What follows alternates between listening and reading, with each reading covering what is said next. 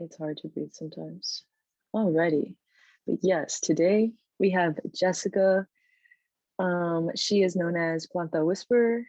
They are a 22-year-old digital content creator, organizer, self-proclaimed vegan chef. On their platform, Planta Whisperer, they strive to highlight the intersections of veganism, environmentalism, and liberation through artistic graphics and storytelling. Yeah, she recently graduated from UCSC, where they double majored in community studies and environmental studies, and with a concentration in global and environmental justice. Yeah, we had class like a while ago, and I'm just like, it's just crazy. Yeah, friendship goes a long way, and like a lot of our work, like, yeah, ties in with each other. So this was a great opportunity to have them here and expose their platform because fantastic things on there. I would highly recommend to check them out on Instagram. But without further ado, please show lots of love and appreciation for Jessica. Yes. Oh my gosh. Hello, Eileen. We had class together like our first year, right? It was literally like I graduated. It was a long time ago. Okay, hello everyone. Thank you so much for having me. I have some slides. Don't worry, they're not like super word heavy or anything. I totally understand week 8. I literally was a student in March. I graduated, so I understand. Honestly, this is hopefully going to be pretty fun for y'all. I will get right into it. I'm going to share my screen. Let me do that. And then present it so that I could see my notes. Let's see. Do y'all see that? Okay. Okay, so hello everyone. Thank you so much for the introduction. And Callie, thank you so much for that little exercise. I feel like I needed that too, so thank you. And today we're going to talk about different types of environmental advocacy and the importance of a intersectional lens, because we'll talk about that more. And I'm sure y'all already know so much about this, and I just want to re-emphasize it. And let's continue. I'll start with an agenda. I love agendas, knowing what you're going to get into. First, I'll talk a little bit more about myself. Sorry about it, but I'm going to. Second, I have a little story to share, and I love storytelling. It will be one of my early memories of environmental advocacy. So I'll share, and then hopefully y'all can share a little bit about like what was your introduction to environmentalism. Then I'll have some video examples, and I'll have some video examples that I'll show, and then we can discuss about like what these different videos like meant, what you felt by them, what types of advocacy were they under. Then we will talk about a little bit deeper into consumer-based and justice-based environmental advocacy, and how we can shift narratives to uplift BIPOC and stop teaching just like eco-fascist BS, because that's really important. So I'll end off with like a Q&A where you can ask questions, but feel free to like type questions in the chat along the way in case like you want to know about like the topic that I'm like immediately talking about or something, or you can always just like write them down and then ask them at the end. Totally up to you. But we can get started. Okay. Look at this logo. I feel like so official because I have a logo, and my friend Sophie made it, so I absolutely love it. I like sent her all of my ugly drawings that I like wanted it to look like, and then she created this like actual masterpiece. So here it is. I want to preface and say I don't know everything. I'm not even claiming to know everything. There are going to be maybe questions I get that I don't really know how to answer, and I'm not even going to lie about it. I'll say like, I don't really know. So yeah, I am on the same boat as y'all. I am not claiming any type of perfection, and I actually never will. But I just wanted to share. Oh, wait, I want to move. Okay, there. I wanted to like move you up so I can like see you and not look at the side. But I started this like environmental justice advocacy platform that I call Planta Whisper in July of 2020 because I just wanted to learn and also like simultaneously share different forms of advocacy that were anti-oppressive, and then also coming from somebody with identities similar to mine. I've worked on social media for literally years with different nonprofits. I started like my first year of college interning, and I was just like thrown into social media, and then it kind of just grew from there. And I saw a lot of things that needed to change with the way that people advocated on social media. Um, and yeah, since I started my little platform, I found amazing like-minded people that like I didn't know existed because I like wasn't really in that realm. I was more of just like a consumer of this content rather than like an actual creator of it. So I honestly, sometimes I like actually hate social media, but then other times I'm like, I feel less alone and like people actually understand like what I'm trying to say. And it's actually very comforting. So if y'all have mixed feelings about it, totally fine. This is not a presentation trying to convince you to like social media. Um, but yeah, we can continue. Okay, so this is where I kind of want to storytell. I want to share, or well, I want to share because I like storytelling and it's a great way to like exchange knowledge. And my family utilizes storytelling a lot with like ways that we can like share a little bit about ourselves, but then also like talk about like larger pieces of just like our culture or things like that. So anyway, one of my earliest memories of environmental advocacy, I remember so vividly because I like unpacked it a few years ago and I was like, oh my God, like I can't believe I was introduced to it like that. It's so like narrow-minded. But do y'all remember those like Disney Channel commercials where they were like, if you turn off your lights for 2 minutes, then you can save the earth, or like, let's all turn off our lights for this hour on this day, and then this will happen. And it's like very individualistic, you know? Oh wait, I can't see the chat. Let me see people. Okay, y'all remember. I'm glad I'm not the only one. Yeah, this is I feel like it's a common introduction for children to get in environmentalism.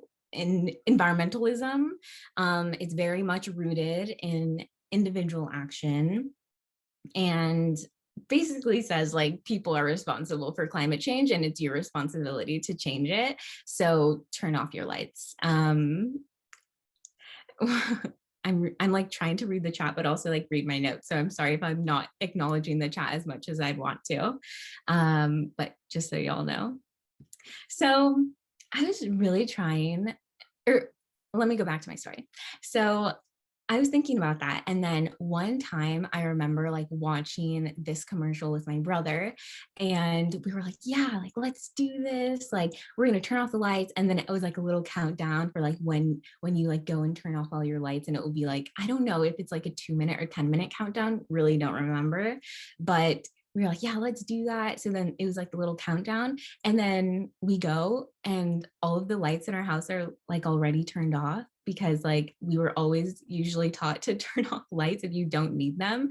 But it didn't come from a place of like saving the earth or saving the environment. It came from a place of like saving money. And it was like you turn off the lights when you leave to save energy. So your energy bill is lower. And it wasn't like you turn off the lights when you leave your room to save the planet. So I unpacked that like a few years ago and I was like, oh my gosh, like I remember that and thinking like, oh, all of the lights are turned off. Like we're great. Like that's awesome. Nothing more to do. And then it's so different from what I think about like environmentalism now.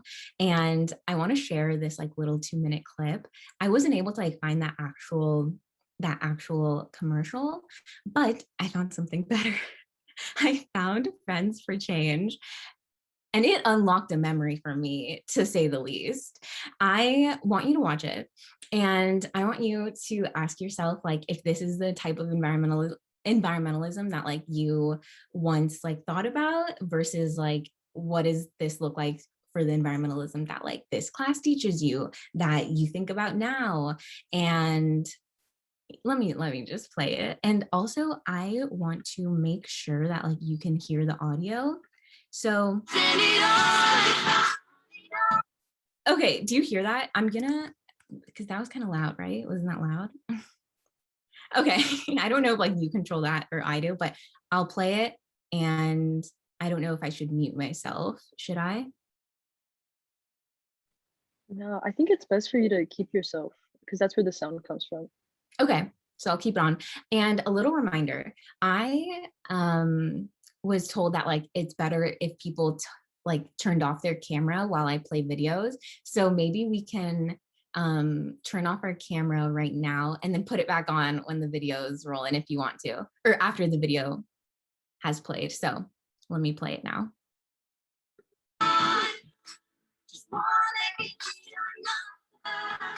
You know what? Come on, visit disney.com/friends4change to reg and pledge.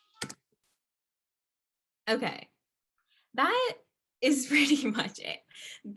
And you can turn your cameras back on now. They just are like, let's all be friends and we can change the earth and help the planet. So y'all, okay, feel free to unmute yourself or you can put it in the chat, but think about these questions that I have on the screen. You still see the screen, right? So what are some of your earliest memories of sustainability or environmentalism? Was it based on consumerism or individual action? And how does this differ to the advocacy that you preach today? And yeah, anyone can go. Feel free to raise your hand too. Oh yeah, we can use that feature of like raising your hand. Eiley, you wanted to be the Lorax. Oh my gosh. They could have at least filmed it outside. Yeah, maybe that would have been a good idea. It's like actually all in a studio and she was like watering, I'm sure like plastic plants. Yeah, fake grass. Raphael, do you want to go? You have your hand raised.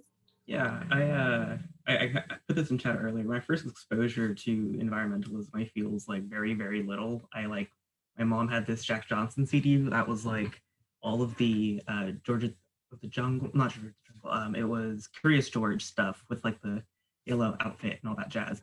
And looking back on it, it's very like that cartoon's pretty suspect in like retrospect. But also like so one of the songs that they have on there is like all about reduce, reuse, recycle. And I was just talking about this with my partner earlier, like this morning, but like recycling is not what we like thought it is, or thought it was, you know, like it's definitely like super duper consumerist like based. And that being my first exposure, like thinking back on it, like I really did try to recycle for like so long, but like looking back on it, that stuff gets thrown in a landfill, you know? Yeah. So like, I don't know. I don't know if like it seems like a lot of other people's first exposures were like similar, but yeah, that was my first thing. Yeah, thank you for sharing that because I totally relate. Oh, wait. Okay, there. I totally relate. I thought recycling was like what is like the goal, the end all be all goal, where like looking back, I think it's like less or like about like 10% of things that are actually like in the recycling bin even gets recycled. And it's just not, oh, someone said 9%. Yeah, it's like not what we actually were taught. And it's not as great as like people think. But yeah, does anybody else want to like raise their hand? I see a bunch of things happening in the chat, so that's also, oh, somebody heard it was 2% in California for recycling, or you said our state, so I'm assuming you're talking about California. Yeah, I mean, also like recycling, I worked a lot on this like that year that UCSC stopped recycling, and there's so much. It's like actually such a layered concept because China had implemented a lot of regulations and the US was like, oh, we have to actually follow this, so we can't just like take all of our trash and dump it there. So that was like a huge part of it. Yeah, I know. Someone says that Santa Cruz mixes recyclables and trash. I don't know about that. I mean, I think like the campus has a lot more things down, but I don't, yeah. Okay, this is amazing conversation. I actually love this. Earth Day, oh my gosh, somebody mentioned Earth Day. That is so accurate. I remember Earth Day in elementary school, and that's the one day you talk about sustainability, and that's it. There's like nothing else after that, nothing else before that. Yeah. Oh my gosh. Okay. Well, thank you all so much for sharing. I'm going to continue, but please continue to chat and all of that, because there will be more opportunities to discuss. But let me go to the next one. Okay. So we talked about different forms of environmentalism that are like based in consumerism. And I also want to share this example from Avatar: The Last Airbender. If people can put like a little thumbs up if you like if you know of the show, if you've seen the show, whether it was like you saw it in elementary school or you saw it like recently. I think it's literally one of the best shows, cartoons at least, ever made. It's absolutely amazing. Yeah. You've seen it 3 times. Yeah, I just rewatch it like for fun. Like it's actually just fun for me to rewatch. So if y'all don't know about it, it's a Nickelodeon cartoon series that follows a group of friends trying to save the world from this oppressive colonial Fire Nation. And I saw this meme on Twitter. This is an actual quote like from the show, like they actually say this, and somebody changed it to say the US, and like it says, growing up we were taught that the United States was the greatest civilization in history, and somehow war was our way of sharing our greatness with the rest of the world. What a lie that was. The people in the world are terrified by the United States. They don't see our greatness. They hate us, and we deserve it. Iconic line. Zuko, icon, literal icon. It has a lot of symbolism that I really like, and there's a lot of environmental symbolism throughout the entire series, and I don't even think they mentioned the word sustainability like once, because it's not like they had to save the world from climate change. It was like, no, the actual answer is like saving it from capitalism and colonialism. So I wanted to share this clip from this episode called The Painted Lady. And in this episode, the group of friends visits a village suffering from polluted water as a result of the Fire Nation factory dumping toxic waste into the water and then making all of these people sick. Yeah, so there's a dilemma between the friends as to whether they should help, because they have this big goal of like helping in the long run, and then you'll see how they handle it. And yeah, we'll discuss a little bit more. There's 2 parts. Each one is about like 2 minutes, and same thing. Please give me a thumbs up if you're like hearing it. And for these clips, I don't even know if I can turn off my, oh, okay. Wait, yeah, it says stop video. Let me see what happens. Oh, okay, cool. Well, you can stop your video now. And in the chat, please let me know if you hear this.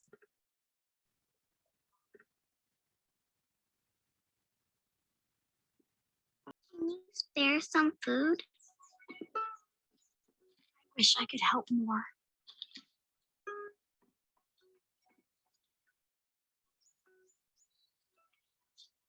We have to leave here first thing tomorrow morning.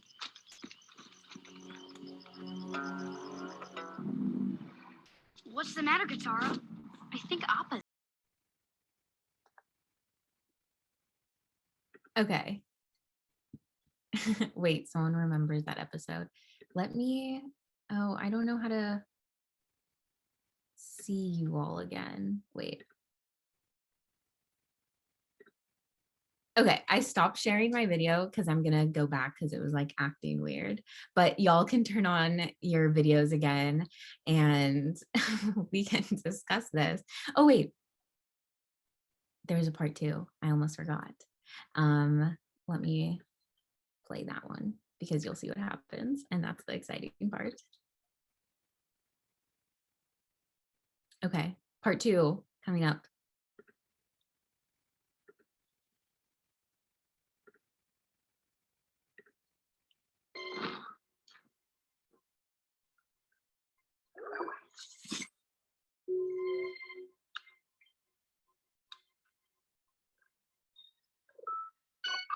What's the matter, buddy? It's her. Hello, painted lady spirit. Excuse me. I don't mean to bother you, but my friend's sick and we're on kind of a tight schedule.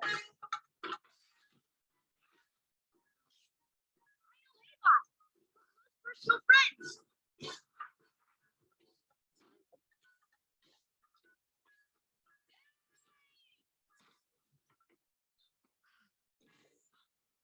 My name's Anne. I'm the Avatar. No, you're really pretty for a spirit. I don't get to meet too many spirits, but the ones I do meet, not very attractive. Thank you. Okay, let me exit out before it plays something. Okay, I'm back. Do y'all still see the screen and see me now? Nice. Okay, so feel free to turn your cameras back on, and yeah, let's discuss a little bit the differences between like this and like what we saw earlier with Disney Channel. I noticed a combination of like mutual aid and direct action from Katara, directly healing people and then like destroying that factory. And then also just like the moral dilemma of like, yeah, you can't help every village that like you come across. And there will be like, you know, some relief when the Fire Nation is destroyed, but like what can people do in the meantime? And that was sort of what I was talking about with like the dilemma between the group of friends. But does anyone else want to share their thoughts? Like, what are some of the themes you saw here, or some of the other like environmental, or some of the other issues that intersected with environmentalism? So we can talk about like, yeah, some of that. Let's see, I can't see the chat right now. Let me see how to figure that out. But if anybody wants to chat or do the raise hand feature and talk about this, yeah, what are your thoughts?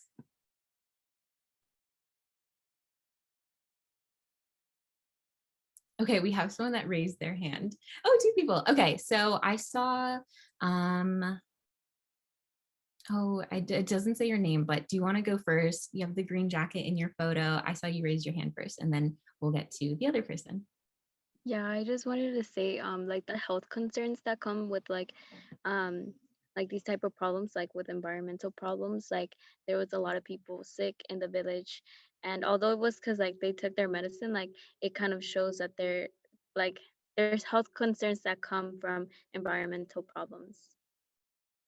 Oh, totally. Yeah, that's a huge part of like health disparities is like the amount of people that are BIPOC that experience asthma from like being really close to freeways disproportionately, and then experience like all these other health concerns like we saw in that clip. Thank you so much for mentioning that. That's a great thing that intersects with environmentalism is health justice, and like reproductive justice is a huge one.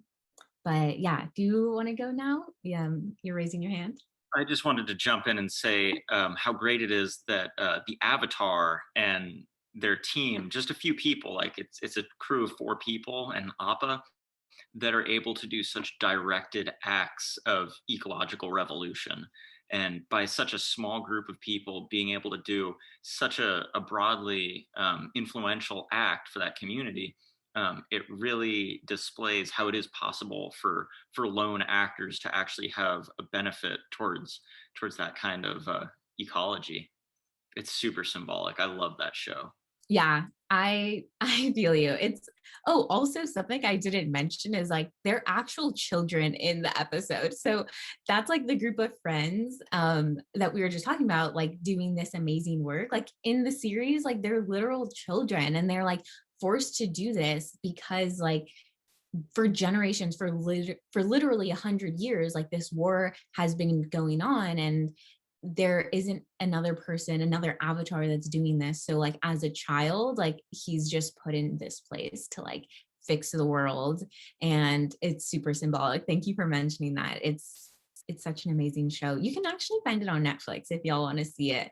That didn't really give away any dramatic spoilers, but I'm seeing people in the comments saying it shows poor communities being affected by environmental problems / injustices. That's a really good point. If you like want to unmute and like talk about that more or put it in the chat, I think like we can totally expand on that, because it totally does. Like everybody that's poor in Avatar is suffering, while like the Fire Nation Empire is actually thriving and have like so many resources.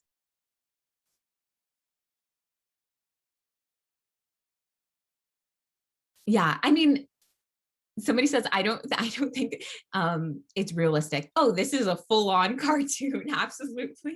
Oh yeah. It's definitely more symbolic than realistic. They have like powers in the show with like all these different elements, and it's more so like seeing the symbolism. I totally understand that. This isn't supposed to be like, yeah, let's all go destroy factories right this second, and then that will help these communities. There's like a lot more that has to go into that. But yeah, okay. I'm also seeing somebody says that the Fire Nation was pretty symbolic of imperialism. So totally, it's been compared to imperialism and the type of extracting that they do with the villages and taking like the natural resources in these like different communities so they can like help fund the war that is just like promoting the Fire Nation. So it results in them like dumping all of the toxic waste and then like making other people sick. So yeah, that's a great point.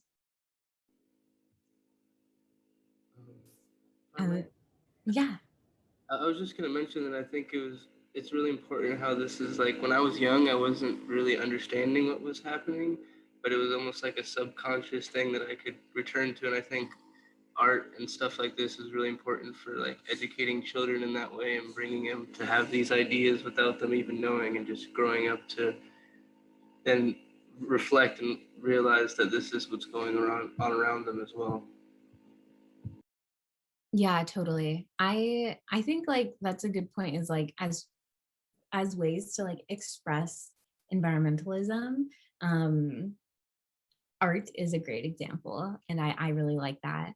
And Ailey, you said someone shared that the idea of Katara, or shared the idea that Katara has a savior complex. Oh my gosh, yes. No, she totally does. And it's like, I feel like that's something that a lot of people have, is like the idea that like we individuals like need to save this like village, like we need to like give all of like give our literal bodies to like save people, when like there's pros and cons to that, and like it's not the like most sustainable thing for like ourselves and our bodies, when like we're putting ourselves on the line for like actual legit like danger, is not a good way to like sustain this movement at all. And it shouldn't be the only way that people think about like creating changes, just like, yeah.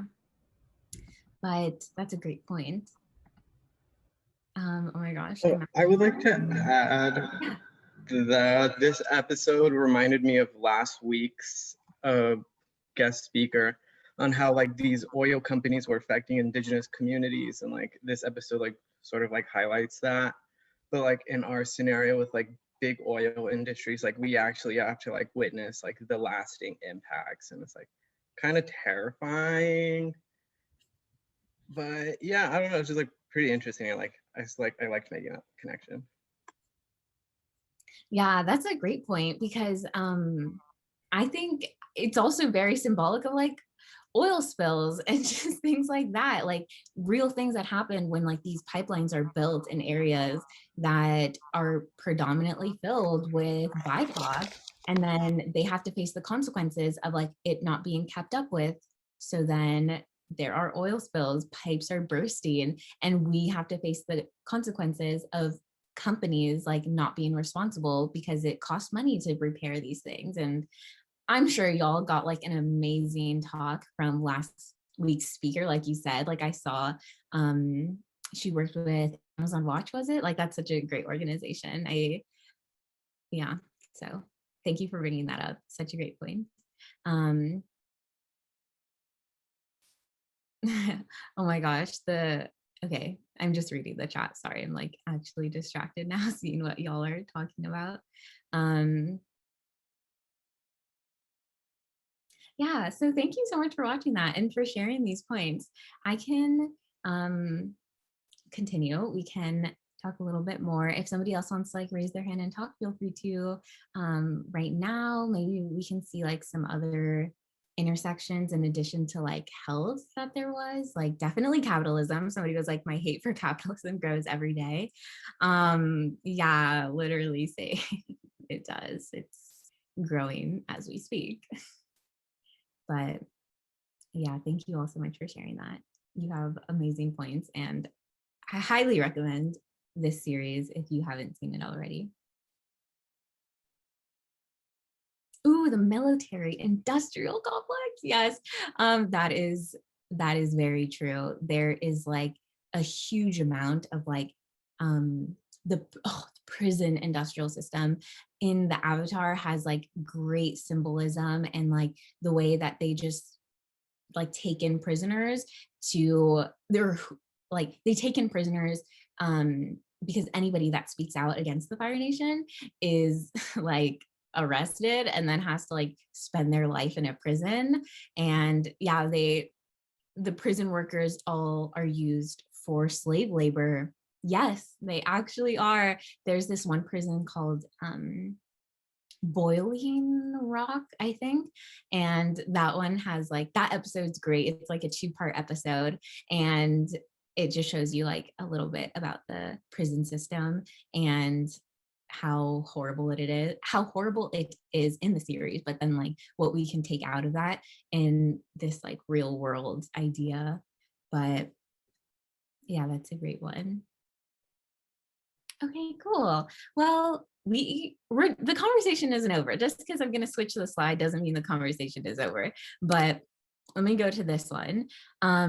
So here is a bit more information of like what I was sharing. Consumer-based advocacy is essentially what you saw with the Friends for Change example. It's obvious that they don't critique capitalism. It very much focuses on band-aid solutions rather than systemic. It's also usually very performative and makes it seem like you can buy your way towards sustainability if you buy X thing, if you like do this specific action or something like that. Whereas justice-based is similar to what we saw in Avatar. It is not based in blaming individuals like the villagers for like living there. It's not like they're like, well, it's your choice to live there, so you should move, and then they just like blame the villagers. It's prioritizing people and the well-being of humans and animals and the planet. And it simultaneously also strives to create systemic changes in addition to focusing on the intersections of race, class, and gender inequalities. I'm not saying like this is everything like about the avatar. I'm just saying that's what justice-based advocacy is, just so y'all know. But I want to know if y'all can think of like any examples that like were taught maybe like in higher ed that is very consumer based or very justice based. Like I'd love to know what y'all think. If you want to raise your hand again or put it in the chat. Yeah, what are some examples you can think of outside of like these? Ivan, you raised your hand. Do you want to go? Oh, I remember like a while ago, there was like this like no waste movement where everyone, what was that popular on YouTube, I think, where a lot of people were buying like these glass containers for like all their supplies. And it was like very consumer based because like it requires people to buy all these like extra containers and then they have to like constantly like refill them. And unless they're going to like wholesale stores where you can like bring your reusable containers, you're probably buying like plastic bags of it at the market. So it's like, I don't know. Yeah. It's very consumer based. Oh yeah. Oh my gosh, I'm actually loving that you mentioned that because I have like beef with that zero waste movement that like everyone would put their like waste in like jars and you would like measure like how much like waste you produced from those jars or from like how much trash was in those jars. But yeah, it very much like promoted like, oh, like look at this, like you can buy like all of these glass jars and then have this like really pretty aesthetic, so then your like kitchen looks really nice, and then there it is, like that's sustainability. And I think like, you know, there's no ethical consumption under capitalism, so then it's like don't consume, you know, like consume as little as possible if there's actually no ethical consumption. But yeah, I'm gonna thank you for mentioning that. Such a great point. The zero waste movement, especially in the origins, like of like how it became like popularized and like mainstream, is very much rooted in consumer-based advocacy. Not saying that it all is, but thank you for mentioning that. I'm gonna look through the chat because I see some people chatting it up. Individual emissions calculators. Oh my gosh. Tell me why like all AP environmental science like classes had you do that little thing where you go on your laptop and you like put how many people live in like your household and like you measured it and then it told you like how many earths it would take. Like that, I mean, not saying like that isn't like useful knowledge, but it's based on the idea that like we as like consumers are like able to shift these changes, whereas like if you put that you're living in the United States, I don't even think you were able to get anything under 3 earths that you would like take up. Like if this doesn't make sense to you, it basically is like measuring how much like resources and like land that like your family uses, and then like tells you how many earths it would take if like if everyone on earth lived in your lifestyle. And it's, yeah, very much based on like blaming people.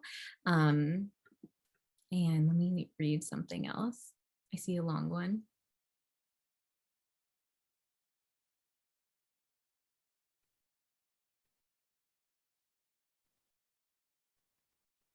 Sorry, I'm slow at reading, so I'm still reading things. Okay, yeah. Somebody said in a message on the chat that it can become dangerous to let people dismiss even small responsibilities we each have to care for our community / planet, and only shifting the blame to big guys. So I'm assuming you mean like the top 1%. That's what I understood with like the big guys. I'm like the top 1%. But let me know if you meant anything else.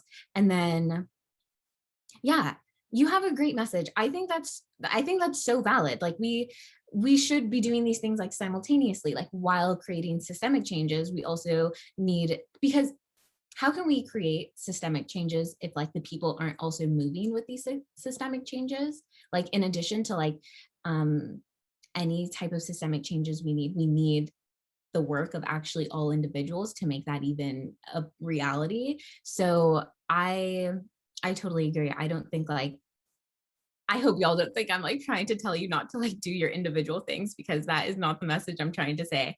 Just trying to say, definitely don't want you to like feel the stress that like everything is on you as an individual, because it's not. And like, I've been there, it's very stressful.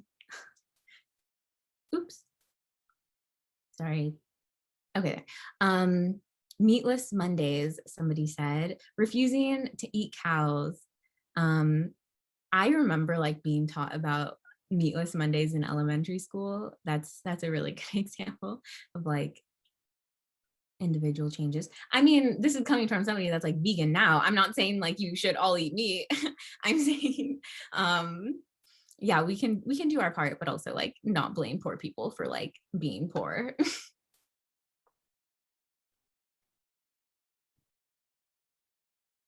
Oh my gosh. Okay, so this is, I mean, I'm loving the chat. Somebody also said, let's see, organic foods shifts the problem of pesticides to be solved by the consumer rather than at a systematic level. Also detracts from the detrimental effects of pesticides or of pesticide drift on farm workers, shifting the narrative to consumer welfare. Yeah, like why is the norm like not organic food? Like that should just be a systemic thing, is like the norm should be that we have organic food. And then like it just seems it's such a backward system that we live in. I totally understand that we as consumers shouldn't be like, yeah, we don't want to like destroy the land that it takes to produce like these apples, so I'm gonna go organic. Whereas like, shouldn't like everyone not want to like do that? And like, shouldn't we like look out for the well-being of like this land? Oh my god, somebody mentioned PETA. Yeah. Yeah, guilt tripping people into becoming vegan, not the way to go at all. Yeah, they have had a lot of scandals, and it's not a great it's not a great representation of the veganism at all that I preach. So, oh my god, please do not associate me with them. But I'm loving these conversations. I want to talk about, this is another shift. I'm going to talk about now, like shifting the narrative, exactly what we're talking about, how like it's so backwards, like the way that we're taught things. And I want to talk about shifting the narrative to collective changes. So that includes like individual changes, because in order to have collective changes, you need individual changes. After talking about the different forms of environmentalism, I also want to expand on a huge example of individual and capitalist teachings that we're taught that like, yeah, essentially can solve climate change or causes it or something. So I'm sure a lot of you are like environmental studies majors or something. And even if you're not, like maybe you have heard of the tragedy of the commons. I've like only heard about it in like my environmental classes. So yeah, do people know about the tragedy of the commons? A little bit. Yeah, it's very outdated. I am all against the tragedy of the commons. It's essentially like this picture here that you'll see. So I'm like moving around this thing so I could like see the photo as well. And we're taught, well, essentially I was taught in high school that like humans are inherently evil and we will exploit natural resources because we are greedy and we're a species that only cares about ourselves. And then you see this photo and it's like this person is like, oh, this water belongs to anyone, so let me just take it all. And then the other person on the right is like, seems like there's less and less water these days.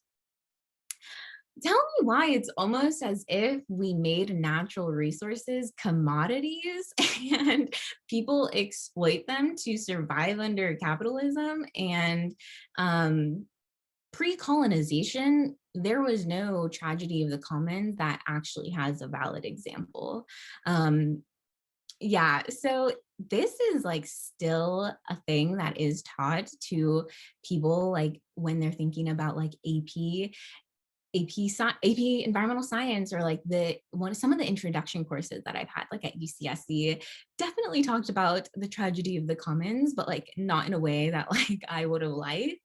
And we need to like really shift the narrative into collective changes, because like we need to start decolonizing environmentalism. And let me just preface and say, like, this could have been like a whole presentation on its own, but like I just have 3 little bullet points here to decolonizing environmentalism and shifting the narrative. So first, stop teaching things like the tragedy of the commons as a reality that would happen outside of capitalism, because it's not. Like, it just promotes private property and population control and the privatization of water. It's overall very bad. Okay, so next, I could go on and on about that, but let me continue. Next, I think it's really important to value lived experiences as a valid form of education. So some of our greatest teachers are our elders, and we have to stop equating knowledge with degrees. Like, why is it that we would only listen to a white man with a degree that teaches environmentalism rather than people with lived experiences facing environmental racism? But it seems very elitist, and it only puts people on a pedestal if like they can write research papers, basically. So that is something we have to stop doing. And finally, we have to challenge fear-based advocacy that only spreads information. If like all people do is like, oh, I'm spreading awareness about like this particular like issue, I think it's really especially important for me to think about this, because like I have that little platform that I created online, and I never only want to share just like trauma porn and just like sadness, because while spreading all this information, all these stats, like it's great, we also have to like ask ourselves if like sharing pictures of police brutality on our story is actually helping people become aware that this problem is a thing, because that I don't know about that. Yeah, we can share information and we can spread information without like sharing dead bodies or like gruesome materials. But yeah, so that's my little spiel about decolonizing environmentalism and like shifting the narratives from like what we saw earlier to maybe like closer to what we saw with Avatar. And I'll leave it off with that. So thank you all so much, and let me know if you have any questions. Thank you, ESLP team, and the amazing work that you do to like put these on every year. I think it's like so amazing that this education is available for students. Yeah, I don't know. I had to also include this slide because it has like the credits, and I want to show that I did not make this slide. I literally got it from this thing, but that's what I have for y'all today. I'm gonna stop sharing my screen, and yeah, I'm looking at the comments now. So hopefully I didn't miss anything super important. Oh, nice. Y'all are just still exchanging knowledge. I love it. Oh, you're so welcome. I'm glad y'all liked it. And yeah, a little Q&A for how much longer do we have in this class? Let me ask that. We could go for a Q&A for about 15 minutes or so. Yeah, thank you so much for sharing all of that. I agree with what was just put in the chat. You brought such an amazing energy to our space.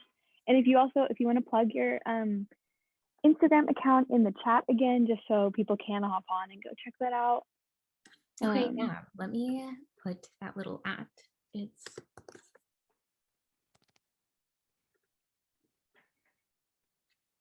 And then, yeah, just a reminder for our Q&A, feel free to use the raise hand function or send something in the chat.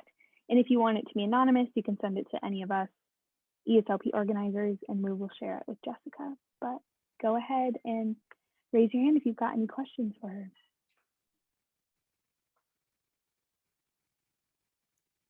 Yeah, sorry.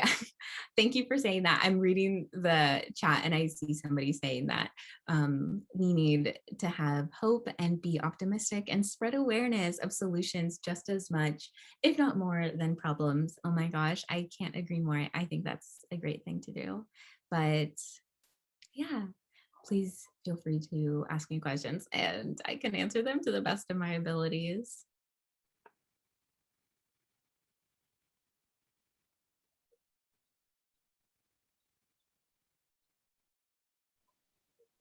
Yeah, I don't mind starting it off as people are thinking. Oh yes, actually, I guess we could start off with Sonia's question. Okay, plant-based diet tips. Just transitioned and can use some pointers. Ooh, okay, that's awesome. I think, okay, well, I immediately thought of like just making whatever food was your favorite food before, like veganize it. That was like the first thing I did when I became vegan. Some of my favorite food that I would have is like my mom's Mexican rice or things like that. And I just like figured out ways to veganize it.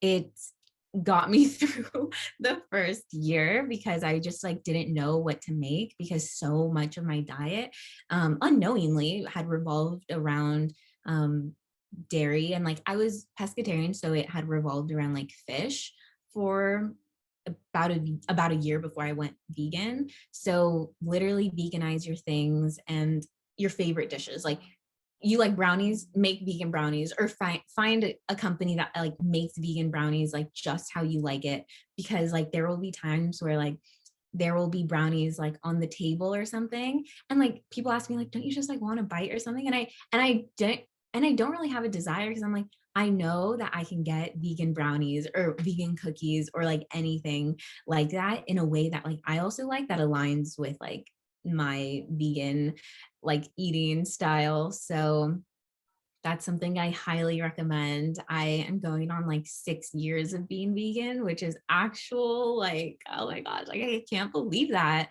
But that's my best tip that I have for you. Also, save your recipes. If you find recipes online, the best thing that you can do is like put them in a Google Doc and make sure you have like that link or whatever in a Google Doc, because there are so many times I like make a recipe, like a cake, and I'm like, this was the best cake ever, like oh my gosh, and then I have to like go back in my history from like 3 months ago to find that recipe again when I want to make it. So please save recipes. It will like save you so much time. But that's a great question. Thank you for asking that. Yeah. Thank you. I'm glad this advice is good for you guys, for you all.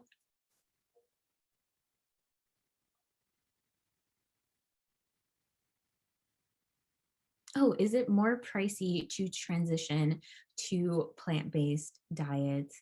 That's a really good question. I would say, I mean, it totally can be.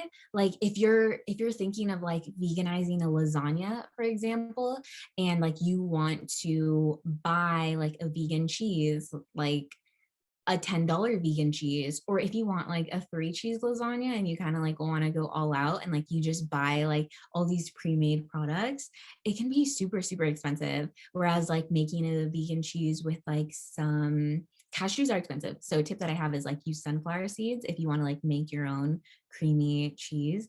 But it can be expensive if you're like buying all of those like things like vegan cheeses, vegan meats, and things like that. That can really add up. Those aren't things that are necessarily always in my diet. I really try to like someone said, like lentils, beans, tofu. Ooh, edamame. I don't really have that much edamame, but I love edamame. I had like lentils are like my go-to. They also make a great like little mock meat type thing. Another thing that's great for like mock meat is like mushrooms for like that meatiness in lasagna. Like mince mushrooms, like that's a great alternative, whereas like you would buy like ground beef for like probably a lot more. So I would say like if you are on a budget and like you do want to transition, then maybe the best thing isn't to like buy all of these like alternatives. Try to like make them at home, because that would be the most cost effective thing. Okay, I got a direct message saying, have you ever felt like environmental classes at UCSC were kind of biased and tone deaf? I don't know if I would use the word tone deaf, but when it came to addressing how climate change affects BIPOC, yeah. Or did you feel the courses did a good job at giving a holistic picture? And then you ask like if that makes sense. No, that totally makes sense. Yeah, I did feel like things were just like not realistic, and like coming from professors that like make a lot of money, and they're like sharing how like, I don't know, sharing like tips of like, oh, like I kind of don't want to give away too much. But let me just say I did totally feel like that. There were like a couple times I went to some people organized it like a few years ago, but like BIPOC that were in environmental studies, and like trying to like keep the retention rates like there, so that like BIPOC in these classes don't feel like they can't even contribute, because it's just so out of touch with like their reality. There was like some work being done, and yeah, I think there can be a lot of like classes that are great and holistic with like great professors, but a lot of the learning that I did was like outside of the classroom. Like I got like tips from inside of the classroom, and then I would like kind of Google them and be like, tragedy of the commons myth, or like tragedy of the commons debunked, or something, just so I can get a holistic view of that. Because like, yeah, it can totally be one-sided, and I'm like, I don't know how I feel about that. So any terms that you like learn in these classes, just Google them yourself and look up like any other critiques about them, or look up all of the authors and see like if there are any papers like critiquing them that like we're still taught, where like you can bring that to your professor and be like, hey, there were like some really valid critiques about like this author and his like blatant racism or something, and you can like share that if you want to. Also, it's not your job to. The professors should do that, but if you do want to. Great question. Thank you for asking that. I hope I answered that. So please let me know if you have any other questions about that. But ooh, y'all are just talking about food now. Jackfruit. Yes, somebody said jackfruit. I agree. Jackfruit is awesome and can make like a great chicken alternative. I think you should like soak it, because people say that like that's a great way to take out like maybe a tart flavor if you're like using it fresh. But I usually get it canned and I don't need to soak it. But amazing, 10 out of 10. It's like $3 for like a huge can that will make like a lot of leftovers if you're just eating by yourself, and then cheaper than chicken. Yeah, people are agreeing. Some of the teachings are very out of touch.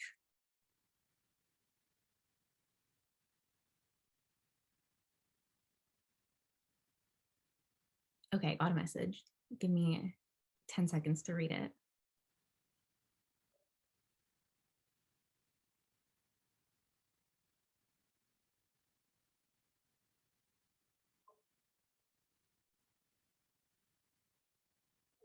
Oh, okay. So somebody says, provided we abolish capitalism as a global society in the name of environmentalism, how could we develop a new social order that assures environmentally sustainable practices without individuals serving self-interest? Ooh. Oh, okay, one second. I'm gonna get this book that I've been reading.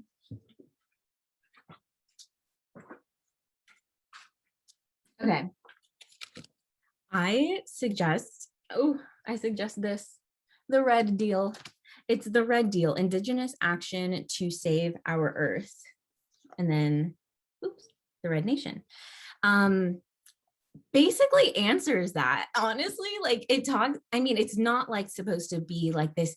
It says, like, I highlighted it yesterday, maybe I could find it, but it's not supposed to be like this like utopia that like you just like base your whole entire life off of this like single book, and like everything should be about like achieving all of these things in like a year.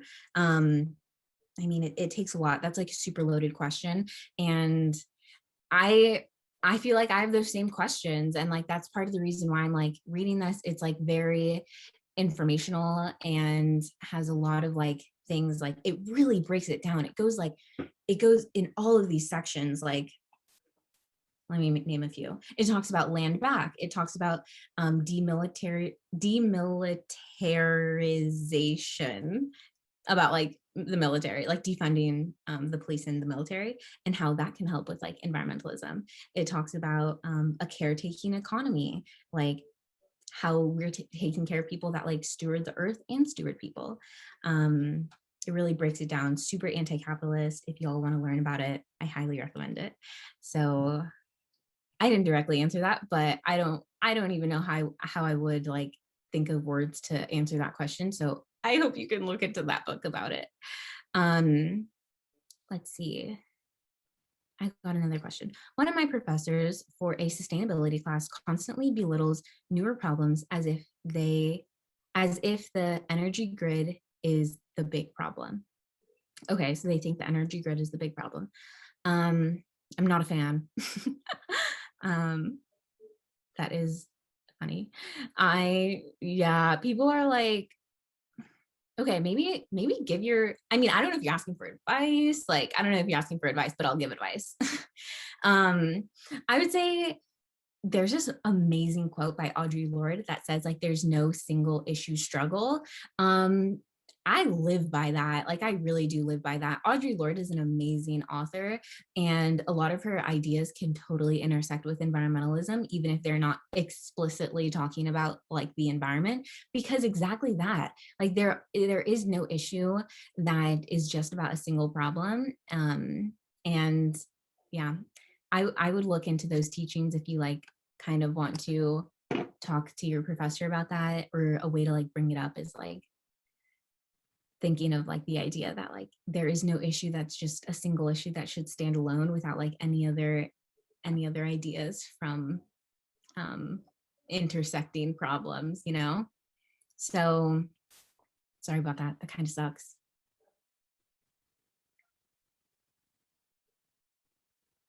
Okay. Cap and trade. I'm sorry. I kind of need more context. I don't know what that means.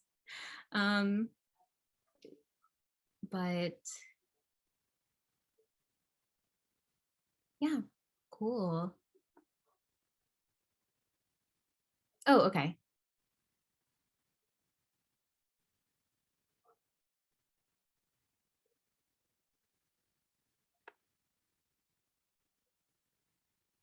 Oh my God, I'm sorry if you can hear my mom. She's so loud, she's on the phone. Oh, and what can we do about things that aren't in self-interest? Ooh, okay. That's a great point. Is like, we think people are just like out to like only serve themselves, but that's actually super rooted in like colonialism and like capitalism, and in dismantling those systems and just like capitalistic ideologies that are still around today.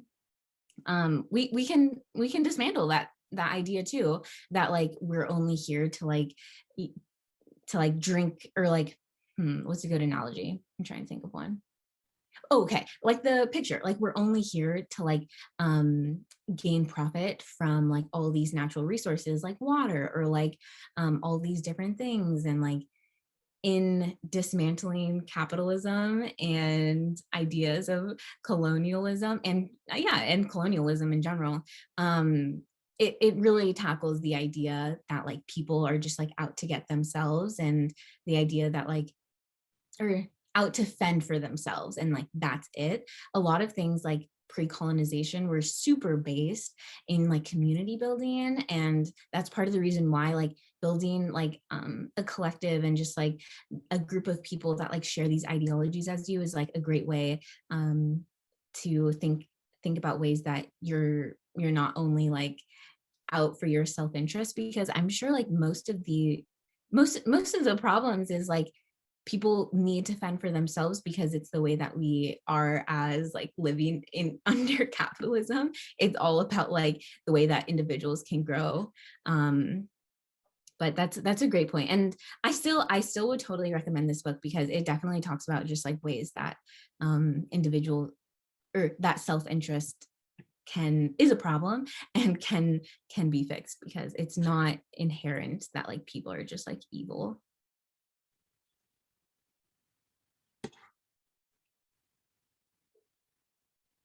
Oh, that's a great comment, Raphael. On the note of post-capitalism society, I think people really underestimate the power of automation, because we really don't need to abuse people. Yeah, we don't need that. Yeah, we don't need to abuse people. I don't know why I'm laughing. To get things done, machines can generate the profit, which allows people to spend time building community. Yeah, that's a great point. Wondering what obstacles you have faced in your work and how you've navigated them. Callie, do you mean like work like with nonprofits? Like that's totally something I can talk about. Or like work with like the little platform I created, or because I can talk about both. I just want to know which one like were you thinking about so that I can answer. Yeah, all the above is interesting. I was specifically curious about your online presence, because there are issues of like performative social media activism and stuff, and you touched on it a little, so I was curious. Oh yeah, okay. So I could totally talk about that because I feel like it's super important. Like, I think one of the obstacles that like people have like with like, I don't know, being on Instagram or something is that it seems like that's like the only work people are doing. And I think it's like important to like do work outside of social media. Like if like people are only wanting to have like this platform to have this platform, then like that is like not the right message that people should make. And if people are like making like infographics or something of like large ideas, like let me think of one. I'm not even like trying to like call people out at all. I'm literally just like, this is a made up example, but it's like if you're doing something of like, what is white supremacy? Like that is something I would personally actually never do on my platform, of just like, what's white supremacy? Let me explain the complex ideas of white supremacy in 5 to 10 slides. Like that's not something I desire to do with my platform whatsoever. So I guess one of the obstacles is like where is that line between like taking like these super large ideas and then like making them accessible, like white supremacy, but then also making sure that like it's not like a little cutesy graphic that like should be, I don't know, something like that. So I hope that makes sense. Like you can totally see like the graphics that I create, and I try to just like simplify ideas. Like I talk a lot about like food sovereignty, and then the difference between like food security, food justice, food sovereignty. Like those are super digestible concepts. And then always giving resources. Like one of the obstacles is like there's only so much you can do with like the 10 slide limit, and I just want to create ideas that are digestible and that people can understand. And like, yeah, I always like ask for feedback and hope people can understand like what I'm trying to get at. But if people can't, then like that's something that like I would struggle with. Yeah, that's a great question. Thank you for asking. I hope I sort of answered that. Let's see. I agree, but also media coverage / popularity can be very helpful, especially for Palestine right now. Oh, 1000%. Yeah, I totally agree. One of the examples that I said earlier with like just like sharing super like gory things, like obviously if I were to ever share like anything like that on my platform, give a trigger warning, tell people like before they even like click on that like story that you're about to post that like there's blood or that it's like something like that, because it's awesome to like spread this information of like real things that are happening with like actual like pain and like suffering of like the body, but it's also can be really triggering for people. So that's like my only comment about like sharing things like that. But yeah, social media has its place, but it's presently being super abused by capital interests. Yeah, that's true. Right. I just want to elaborate on that a little bit. I was particularly enforced to make that comment by like IGN America or something like that, posted like we like sorry about like Palestine being so bodied, basically. Like they didn't say that exactly, but like I can't remember the exact post, but it basically posted some resources about supporting Palestine, and then IGN Israel, like it got immediately taken down, and then IGN Israel posted like we don't know about like the American response, like that, like we don't support that at all, and like it was 100% funded by like the people who are like who have money in IGN and who fund IGN, and like it's supposed to just be like a gaming kind of community, but it ends up being tainted by capital like interests that have their hands in the military industrial complex and have their hands in Israel. And it's really upsetting to see stuff like communities shouldn't be affected and shouldn't be like tainted by that kind of stuff that they do. But that's kind of. No, totally. Thank you for explaining that. Like that's a great point too.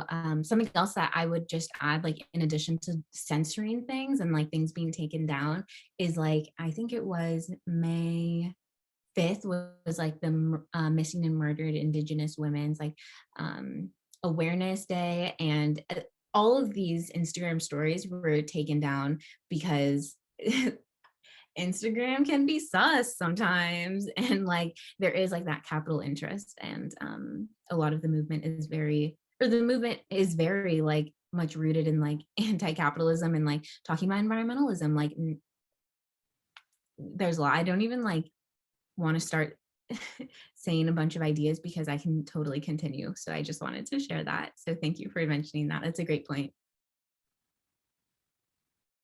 Okay, I think we might have went over the 15 minutes for the sharing. That is all good. Thank you so much for bringing your wisdom and sharing with us your story. And I felt like this was a really interactive like workshop today, and I really appreciated everybody's involvement. And yeah, this was like such a fun discussion of things that are hard to digest. So thank you so much for bringing it in the way that you did. Can we all give a hand for Jessica? Oh my gosh, thank you. I love the silent clapping. I'm just kidding. But this was really fun. I actually had a bunch of fun doing that and like preparing this, and thank you all for like participating, because it would not have been as fun for me if y'all didn't participate and I like didn't read all your comments, or I keep on saying comments because I'm so used to Instagram, all your messages in the chat. But yeah, thank you so much. I really appreciate it. Appreciate all of your time. I really hope this was of value to you, and thank you.